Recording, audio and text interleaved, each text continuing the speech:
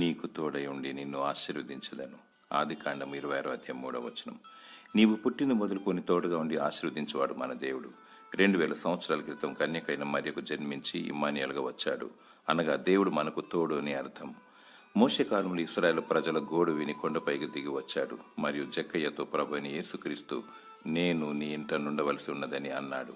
అనగా జీవాధిపతి యొక్క సృష్టికర్త అయిన దేవుడు మనకు పైగా ఉన్నవాడు, మనతో ఉన్నవాడు, మనలో ఉన్నవాడు. ఎక్కడైతే 2-3 ఉంటారో అక్కడ నేను ఉంటానని సెలవిచ్చాడు. అబ్రహాముకు తోడుగా ఉండి కాపాడినవాడు, తన ప్రజలను కాపాడువాడు, కునుకడు, నిద్రపోడు, కనుపాప వలె కాపాడును. నీ కష్ట సమయంలో, శోధన సమస్యలో, బాధ విచారములో, ఆర్థిక ఇబ్బందులలో దేవుడు నీకు తోడుగా ఉంటాడు. అధైర్యపడకు. నిన్ను విడిపిస్తాడు, నిన్ను ఆశీర్వదిస్తాడు, నిన్ను తలగా ఉంచుతాడు.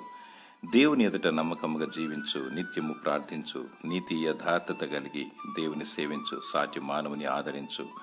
దేవుడు నీకు సదా తోడై ఉండి నిన్ను ఆదరించునుగాక. ఆమేన్.